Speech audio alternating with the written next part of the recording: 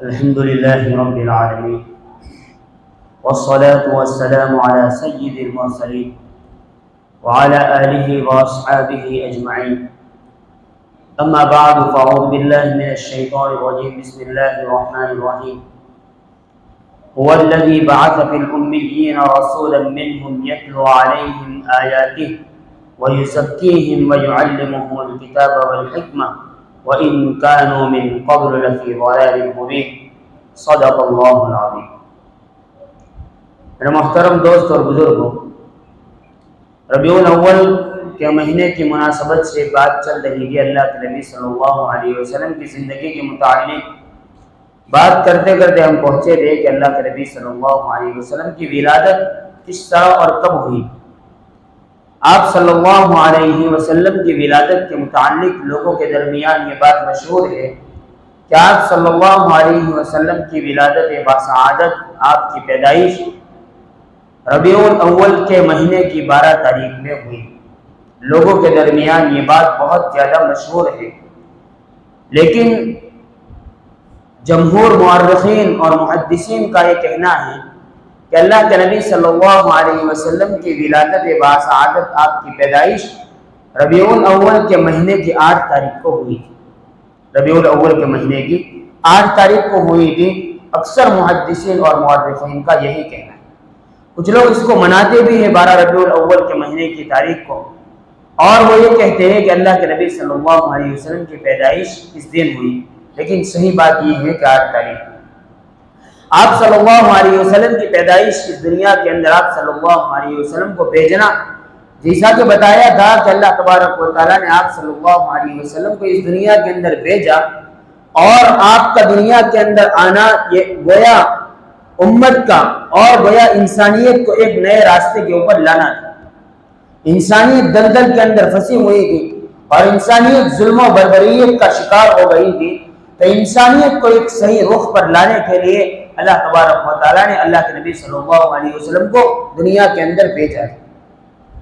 آپ کی ولادت بھی عجیب طریقے سے ہوئی۔ آپ صلی اللہ علیہ وسلم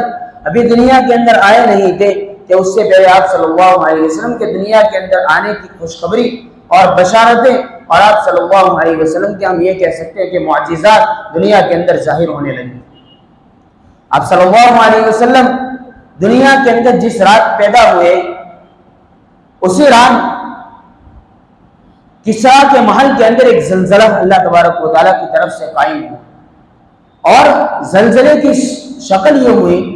کہ کسرا کا جو محل بنا ہوا تھا بڑا مضبوط محل تھا، لیکن اس مضبوط محل کے اندر اللہ تبارک و تعالیٰ کی طرف سے ایسا زلزلہ آیا کہ اس کے محل کے اندر جو کنگرے لگے ہوئے ہوتے ہیں اس میں سے 14 کنگرے اس زلزلے کی وجہ سے گر گئے۔ یہ دیکھ کر کسرا کا جو بادشاہ تھا کسرا، وہ بہت گھبرایا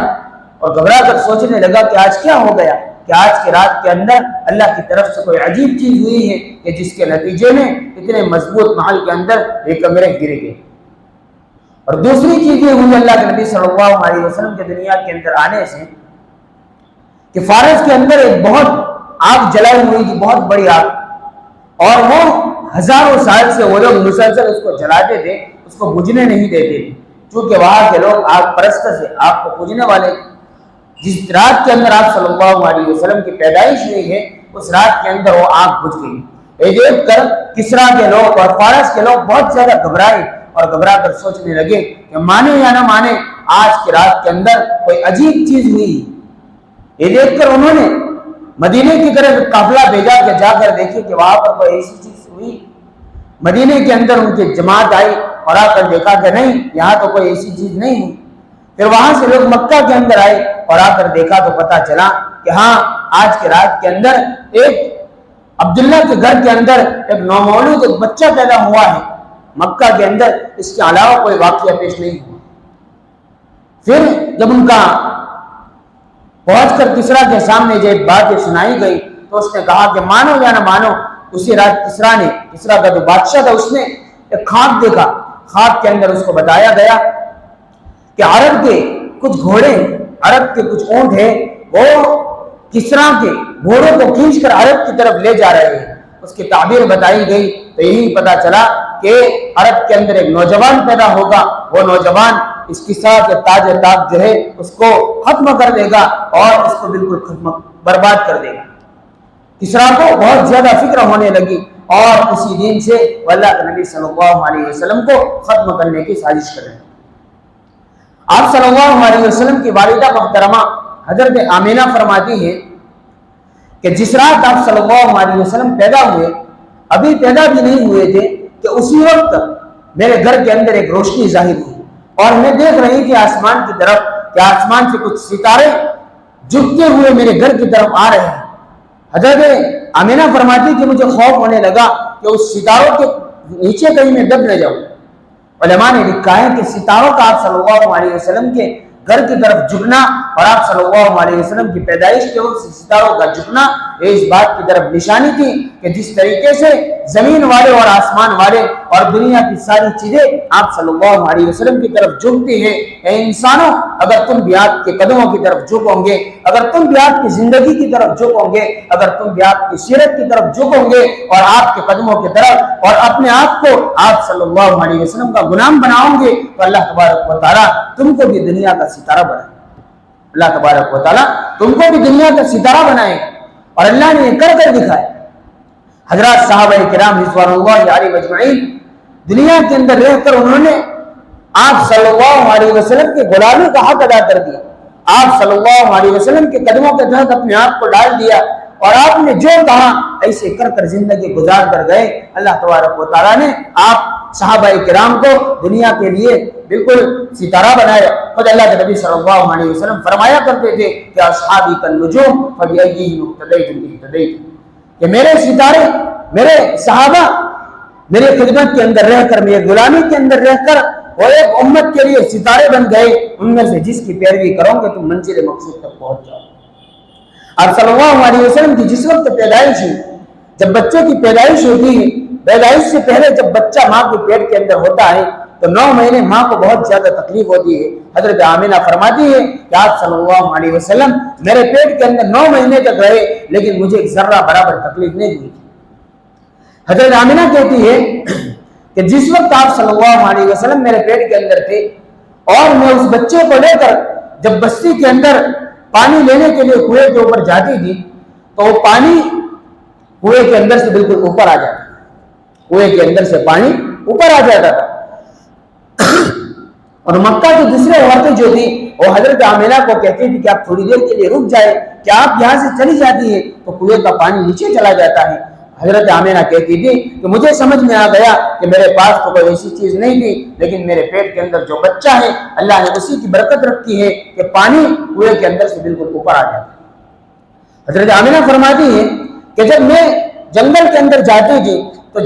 جنگل کے سارے درخت میری طرف جھک جایا کرتے تھے، میں سمجھ گئی تھی کہ میرے اندر جو بچہ ہے وہ کوئی عام بچہ نہیں ہے بلکہ ایک عجیب قسم کا بچہ ہے کہ جس کے لیے یہ ساری کی ساری برکتیں مجھے دکھائی دیتی۔ آپ صلی اللہ علیہ وسلم کی پیدائش ہو گئی۔ پیدائش کے بعد عرب کا یہ دستور تھا کہ باہر دیہاتوں کی عورتیں آتی تھی اور شہر سے بچے کو دودھ پلانے کے لیے لے جاتی۔ چنانچہ قبیلہ بنو سعد یہ مکہ سے طائف جاتے ہوئے راستے کے اندر پڑتا ہے اور قریباً مکہ سے 170 کلومیٹر 170 کلومیٹر کے فاصلے کے اوپر یہ قبیلہ واقع ہے، قبیلہ بنو سعد۔ چنانچہ قبیلہ بنو سعد کی کچھ عورتیں مکہ کے اندر آئی بچوں کو لینے کے لیے، اور جب آ رہی تھی مکہ کے طرف اس وقت ایک عورت تھی قبیلہ بنو سعد کی جس کا نام تھا حلیمہ سعدیہ۔ حلیمہ سعدیہ بہت غریب گھرانے کی عورت تھی، غربت ان کے گھر کے اندر پڑی ہوئی تھی اور اتنی غربت تھی کہ ان کے ساتھ جو سواری تھی اونٹنی تھی اور ایک گدھا تھا، دونوں کے دونوں بہت زیادہ کمزور تھے، بہت زیادہ کمزور، اتنے کمزور تھے کہ مکہ کی طرف جس وقت وہ سفر کر کے آ رہے تھے اس وقت قافلے والے آگے نکل جاتے تھے اور یہ حضرت حلیمہ سعدیہ وہ پیچھے رہ جاتی تھی، قافلے والے آگے رک کر ان کا انتظار کرتے تھے، پھر وہ آگے چل کر آتی تھی، پھر قافلے والے چلنے لگتے تھے، آگے نکل جاتے تھے۔ اس طریقے سے کرتے کرتے ان کو ساتھ لیتے ہوئے مکہ سے قریب ہوئے۔ جب قریب ہوئے تو قافلے والوں نے کہا کہ حلیمہ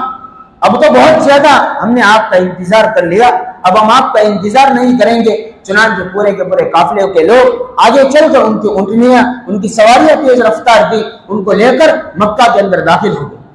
اور داخل ہونے کے بعد عرب کے جو مکہ کے اچھے اچھے گھرانے کے جو بچے تھے ان کو انہوں نے دودھ پلانے کے لیے لے لیا، اور انہی عورتوں کے اندر کچھ عورتیں ایسی تھی جو حضرت آمینہ کے گھر گئی اور جا کر دیکھا کہ ایک بچہ ہے، لیکن بچہ ایسا ہے کہ وہ یتیم ہے، ان کے کوئی والد نہیں، چونکہ اللہ کے نبی صلی اللہ علیہ وسلم کے دنیا کے اندر آنے سے پہلے ہی آپ صلی اللہ علیہ وسلم کے والد کا سایہ اللہ نے اٹھا لیا، اس لیے یتیم کے بہت ساری عورتیں آ کر وہاں پر چلی گئی کہ یہ تو یتیم ہے، یہاں سے ہم کو کوئی مزدوری نہیں ملے گی، اس لیے عورتیں آ کر جاتی تھی۔ حضرت حلیمہ آئی، آ کر دیکھا کہ دوسرے کوئی بچے مکہ کے اندر موجود نہیں رہے، سارے کے سارے بچوں کو عورتیں لے گئیں، اب ایک بچہ ہے وہ یتیم ہے، آخر کرتی تو کیا کرتی؟ حضرت حلیمہ سعدیہ نے سوچا کہ لاؤ خالی ہاتھ واپس جانے سے بہتر ہے کہ یہی یتیم کو میں لے جاتی ہوں، یہی یتیم کو میں لے جاتی ہوں۔ چنانچہ حضرت حلیمہ سعدیہ نے اسی یتیم کو اٹھایا، یہ در حقیقت یتیم تھا، لیکن حضرت حلیمہ کو معلوم نہیں تھا کہ یتیم نہیں ہے تو در یتیم، یہ تو در یتیم ہے۔ در یتیم کہا جاتا ہے سمندر کے اندر سے وہ سیپ نکلتی ہے اور اس کے اندر سے موتی نکلتا ہے، وہ جو موتی ہوتا ہے سیپ کے اندر وہ دو کی جوڑی کے اندر ہوتا ہے، دو ہوتے ہیں ایک ساتھ، لیکن جس سیپ کے اندر سے ایک موتی نکل جاتا ہے وہ موتی بہت زیادہ قیمتی ہوتا ہے، اس کی قیمت بہت زیادہ ہوتی ہے، اس کو کہا جاتا ہے کہ سیپ کے اندر سے نکلا ہوا یکتا موتی در یتیم کہا جاتا ہے۔ تو حضرت حلیمہ سعدیہ نے اس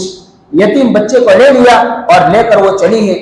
بہت لمبا واقعہ حضرت حلیمہ سعدیہ فرماتی ہیں کہ جس وقت ہم آ رہے تھے اس وقت تو ہماری اونٹنی بہت کمزور تھی، سواری بہت کمزور تھی، لیکن جس وقت واپس چلے ہیں تو اس وقت اللہ تبارک و تعالیٰ نے ایسی برکتیں دکھائی کہ ہماری اونٹنی جو سب سے پیچھے رہتی تھی سب کے آگے نکل گئی، اور اتنی تیز رفتار چلتی تھی کہ سارے قافلے کو پیچھے چھوڑ دیا۔ حضرت حلیمہ سعدیہ فرماتی ہیں کہ قافلے والے عورتوں نے مجھے پوچھا کہ حلیمہ کیا بات ہے کہ مکہ کے اندر جا کر تمہیں اپنی سواری بدل دی،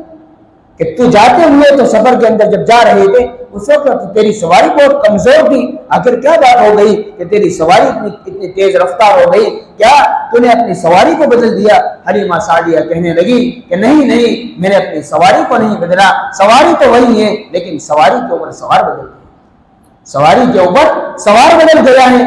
کہ اللہ تبارک و تعالیٰ نے پوری کائنات کو جس کا سردار بنایا ہے وہ سردار میری سواری کے اوپر سوار ہے، اس لیے میری سواری تیز رفتاری کے ساتھ چل رہی ہے۔ حضرت حلیمہ سعدیہ جب اللہ کے نبی صلی اللہ علیہ وسلم کو لے کر اپنے قبیلے کے اندر بنو سعد کے اندر پہنچی ہے تو قبیلے بنو سعد کے اندر بہت زیادہ قحط پڑا ہوا تھا، بہت زیادہ قحط تھا، اور اتنا قحط تھا کہ لوگ چرواہے جب قبیلہ بنو سعد کی بکریوں کو لے کر جنگل کی طرف جاتے، شام کے وقت جب بکریاں آتی تھی تو ان کی تھنوں کے اندر بالکل دودھ نہیں ہوتا تھا کیونکہ گھاس پانی ان کو ملتا نہیں تھا۔ چنانچہ آپ صلی اللہ علیہ وسلم کو جانے کے بعد قبیلہ بنو سعد کی بکریاں جب چرانے کے لیے لے جاتے تھے تو اس وقت حلیمہ سعدیہ کی بکریاں بھی ان کا چرواہا چرانے کے لیے لے جاتا۔ شام کو جب ساری بکریاں آ جاتی، حلیمہ سعدیہ کی بکریاں جو ہوتی تھی ان کے تھنوں کے اندر دودھ بالکل بھرا ہوا ہوتا۔ لوگ اپنے چرواہوں سے کہتے تھے کہ جہاں حلیمہ سعدیہ کی بکریاں چرا کرتی ہیں وہاں پر تم اپنی بکریوں کو چراؤ۔ چرواہے اسی جگہ اپنی بکریوں کو لے جاتے تھے، لیکن ان کی بکریاں شام کے وقت اسی طرح آتی تھی۔ حلیمہ سعدیہ کی بکریاں جب آتی تھی تو ان کے تھنوں کے اندر دودھ بھرا ہوا ہوتا۔ تو آپ صلی اللہ علیہ وسلم کے معجزات تھے، اللہ تبارک و تعالیٰ نے حلیمہ سعدیہ کے گھر کے اندر ایسے معجزات رکھ دیے۔ آپ صلی اللہ علیہ وسلم یہ جب دودھ پینے کا زمانہ پورا ہوا، جس ایک اور بات رہ گئی، آپ صلی اللہ علیہ وسلم جس وقت پیدا ہوئے، ابھی پیدا ہونے کے بعد تھوڑی سے وقت گزرا تھا، 15-20 منٹ گزری ہوگی کہ آپ صلی اللہ علیہ وسلم بالکل الٹے ہو گئے، بالکل الٹے ہو گئے، اور الٹے اس طریقے سے ہوئے، مورخین نے لکھا ہے کہ جس طریقے سے ایک انسان سجدہ کرتا ہے اسی طریقے سے آپ صلی اللہ علیہ وسلم دنیا کے اندر آتے ہی اس طریقے سے سجدے کے اندر گر گئے، سجدے کے اندر گر گئے۔ علماء نے ایک نقطہ لکھا ہے کہ آپ صلی اللہ علیہ وسلم کا یہ سجدہ کرنا، یہ گویا سجدہ کرنا تھا، اور سجدہ کر کے امت کو پیغام دے گئے کہ میری امت، میں تمہارے لیے نماز کا تحفہ لے کر آنے والا ہوں، اور یہ اس کی سب سے پہلی نشانی، اس کی سب سے پہلی نشانی ہی اسی طریقے سے۔ یہ تو شروع کا واقعہ ہوا، جس وقت آپ صلی اللہ علیہ وسلم دنیا سے جا رہے تھے، وفات ہو رہی تھی، उस वक्त आप सल्लल्लाहु अलैहि वसल्लम का सर मुबारक हजरत आयशा की गोद के अंदर रखा हुआ है और रखकर आखिरी कलिमात अल्लाह के नबी सल्लल्लाहु अलैहि वसल्लम अपनी जबान से जो निकाल रहे हो वो फरमा रहे, ए मेरी उम्मत अस्सलाह अस्सलाह, ए मेरी उम्मत तुम नमाज को न छोड़ना, तुम नमाज को न छोड़ना। नबी आते वक्त भी नमाज का पैगाम देकर आए हैं और जाते वक्त भी नमाज का पैगाम देते हुए दुनिया से गए। आज उम्मत का 80% तबका ऐसा है जो नमाज का एहतिमाम नहीं कर। आज नबी का गुलाम कह देना, नबी का आशिक बता देना बहुत आसान है। नबी का अपने आप को गुलाम कह देना, नबी का आशिक बता देना और नबी का नाम आने के ऊपर झूम जाना तो बहुत आसान है, लेकिन नबी की बात के ऊपर अमल करना, आप सल्लल्लाहु अलैहि वसल्लम जिन तालीमात को लेकर आए थे उसके ऊपर अमल करना तो बहुत ज्यादा मुश्किल। आज उम्मत इसको भूल गई। आज तो सिर्फ नबी का नाम आने के ऊपर हम लोग बहुत खुश हो जाते हैं और बहुत कसीदे पढ़ने लगते हैं। सिर्फ इतना काफी नहीं है। नबी की कामयाबी और नबी सल्लल्लाहु अलैहि वसल्लम की शिफाअत उस वक्त तक नसीब नहीं हो सकती जब तक कि आप सल्लल्लाहु अलैहि वसल्लम की लाई हुई तालीमात के ऊपर मुकम्मल अमल न कर लिया जाए। अभी 12 रबीउल अव्वल आएगी, हम देखेंगे कि कितने ऐसे मुसलमान जो 12 रबीउल अव्वल के दिन आप सल्लल्लाहु अलैहि वसल्लम की शान के अंदर बहुत ज्यादा कसीदे पढ़ने वाले होंगे, बहुत ज्यादा उस दिन इबादत करने वाले होंगे, लेकिन पूरा साल जब जाता है तो उस वक्त आप सल्लल्लाहु अलैहि वसल्लम की तालीमात, आपकी सुन्नतें और बिल्कुल उनकी जिंदगी से बिल्कुल कोरी होती। क्या नबी ने यही तालीम दी थी? नबी दुनिया के अंदर इसलिए आए, नबी सल्लल्लाहु अलैहि वसल्लम की इत्तिबा करने के अंदर अल्लाह ने कामयाबी रखी। आज तो लोग ये समझते हैं कि जिस तरीके से दुनिया के अंदर बड़े लोगों का हसब नसब चल जाता है, आप सल्लल्लाहु अलैहि वसल्लम ने फरमाया कि ला हसब वला नसब, कि कल कयामत के दिन कोई हसब नसब किसी का नहीं चलेगा। आज लोग कहते हैं कि मैं तो फला खानदान से हूं इसलिए चल जाता है। नहीं, ऐसा नहीं चलता। अबू लहब, अबू जहल, उनका नसब कितना बड़ा था। अबू लहब कुरैश खानदान का था, आप सल्लल्लाहु अलैहि वसल्लम का सगा चचा था, लेकिन अल्लाह तबारक व तआला ने कुरान करीम के अंदर कह दिया कि नबी की बात को नहीं माना, फरमा दिया तब्बत यदा अबी लहब व तब, अबू लहब को खाक आलूद। हालांकि यही अबू लहब था कि जिस वक्त अल्लाह के नबी सल्लल्लाहु अलैहि वसल्लम दुनिया के अंदर आए थे, उसने मारे खुशी के अपनी एक बांदी को उसने आजाद किया, अपनी एक बांदी को उसने आजाद किया, लेकिन अल्लाह के नबी की बात को नहीं माना, आपकी तालीमात के ऊपर नहीं चला। अल्लाह तबारक व तआला ने हलाकत का ऐलान कर दिया कुरान करीम के। तो हमें भी आप सल्लल्लाहु अलैहि वसल्लम की तालीमात के ऊपर 100% अमल करना पड़ेगा, जब जाकर हम कहेंगे कि हाँ हम सच्चे अल्लाह के नबी सल्लल्लाहु अलैहि वसल्लम से मोहब्बत करेंगे। तो ये बचपने का अल्लाह के नबी सल्लल्लाहु अलैहि वसल्लम का जमाना था। अल्लाह तबारक व तआला ने आप सल्लल्लाहु अलैहि वसल्लम को बचपन के अंदर ऐसी तमाम चीजों से दूर रखा था कि जिसके अंदर बचपन के आम जो बच्चे होते हैं वो उसके अंदर लगते हैं। अल्लाह तबारक व तआला ने बचपन ही के अंदर आप सल्लल्लाहु अलैहि वसल्लम को सारी की सारी चीजों से, कुफ्र और शिर्क से, खेलकूद से अल्लाह ने दूर रखा। यहाँ तक कि जवानी का जमाना आया और जवानी के जमाने के अंदर भी ऐसे जमाने के अंदर कि इंसान अपने शबाब के अंदर सब कुछ कर बैठता है, अल्लाह तबारक व तआला ने अल्लाह के नबी सल्लल्लाहु अलैहि वसल्लम को सारे गुनाहों से, सारी चीजों से बहुत दूर रखा। अल्लाह के नबी सल्लल्लाहु अलैहि वसल्लम के मौजिज़ात तो बहुत सारे,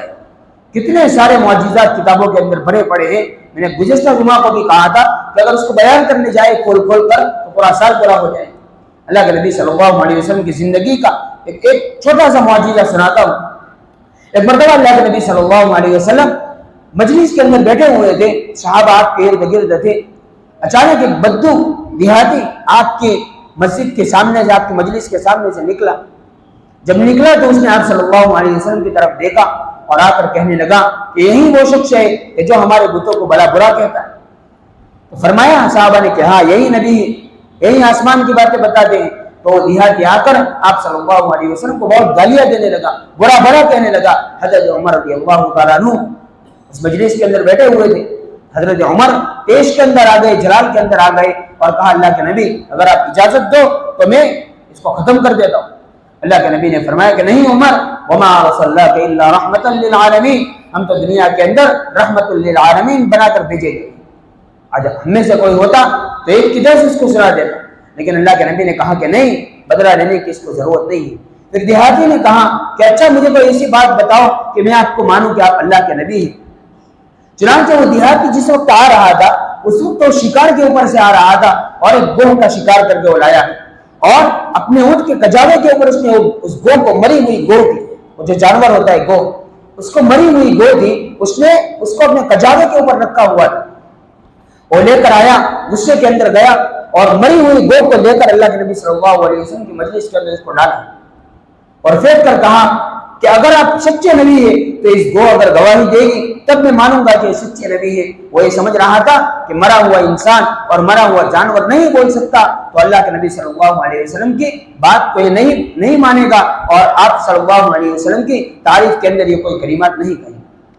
چنانچہ مرے ہوئے جانور بھی عجیب قسم کا ہوتا ہے، اس نے لا کر آپ کی خدمت کے اندر اس کو ڈالا۔ جیسے اس نے آپ کی خدمت کے اندر ڈالا، آپ صلی اللہ علیہ وسلم اس گوہ کی طرف متوجہ ہوئے، جانور کی طرف، اور کہا یا ضب اے گوہ۔ جیسے ہی اللہ کے نبی صلی اللہ علیہ وسلم نے جملہ کہا، اس گوہ نے اپنا سر اٹھایا اور سر اٹھا کر اس نے اللہ کے نبی صلی اللہ علیہ وسلم نے اس کو کہا کہ بتا کہ تم کس کی عبادت کرتی اور میں کس کی عبادت کرتا ہوں۔ وہ گوہ ایک جانور کا مرا ہوا، وہ کہنے لگی، وہ گوہ نے بہت ہی عجیب عربی فصیح زبان کے اندر اس نے کہا کہ وفی السماء عرشہ وفی الارض سلطانہ وفی البحر سبیلہ وفی الجنت رحمتہ اور وفی النار عقابہ۔ اور مرا ہوا جانور کہنے لگا کہ میں تو اس رب کی عبادت کرتی ہوں، میں تو اس رب کی عبادت کرتی ہوں کہ جس کی سلطنت آسمانوں کے اندر ہے، اور میں تو اس رب کی عبادت کرتی ہوں کہ جس کی راہیں سمندروں کے اندر ہے، اور جس کی سلطنت آسمانوں کے اندر، جس کی رحمت جنت کے اندر اور جس کا عذاب جہنم کے اندر ہے، میں تو اس رب کی عبادت کرتی ہوں۔ پھر اللہ کے نبی صلی اللہ علیہ وسلم نے دوسرا سوال کیا اس گوہ سے کہ بتا کہ میں کون ہوں، من انا، میں کون ہوں۔ وہ گوہ پھر کہنے لگی کہ انت رسول رب العالمین، کہ آپ تو اللہ تبارک و تعالیٰ کے رسول ہیں۔ پھر گوہ نے کہا کہ من صدقت، جس نے آپ کی تصدیق کی، فقد فاز، کہ جس نے آپ کی تصدیق کی وہ کامیاب ہوا، اور جس نے آپ کی تکذیب کی وہ دنیا کے اندر ناکام ہو گیا۔ یہ کہنا تھا کہ وہ دیہاتی جو غیر مسلم تھا، لیکن اللہ کے نبی صلی اللہ علیہ وسلم کی ایک باتوں کو سن کر وہ فوراً اسلام کے اندر داخل ہوا اور کلمہ پڑھ کر وہ اسلام کے اندر اور کہہ دیا اس نے کہ میں آج سے مسلمان ہوں۔ تو یہ آپ صلی اللہ علیہ وسلم کی کچھ جوانی کے اور کچھ بچپنے کے واقعات تھے۔ حقیقت یہ ہے کہ آپ صلی اللہ علیہ وسلم کی سیرت کا سن لینا یہ کافی نہیں ہمارے لیے، جب تک کہ آپ صلی اللہ علیہ وسلم کی لائی ہوئی باتوں کے اوپر ایک بات کے اوپر عمل نہیں کریں گے، اس وقت صرف سننے سے انسان دنیا کے اندر کامیاب نہیں ہو سکتا۔ آپ صلی اللہ علیہ وسلم کی سیرت مبارک بہت لمبی ہے۔ آپ کی سیرت کا ایک انوکھا واقعہ، ایک بہت ہی عجیب واقعہ معراج ہے کہ جس وقت اللہ کے نبی صلی اللہ علیہ وسلم کو معراج کے اوپر بلا کر جنت اور جہنم کی سیر کروائی گئی تھی۔ لمبا واقعہ ہے، آئندہ ہفتے انشاءاللہ اس کے متعلق کچھ بات کریں گے۔ اللہ تبارک و تعالی ہم تمام کو نبی صلی اللہ علیہ وسلم سے حقیقی اور سچی محبت کرنے والا بنائے اور آپ کا حقیقی اور سچا غلام بنائے۔ وآخر دعوانا الحمدللہ رب العالمین۔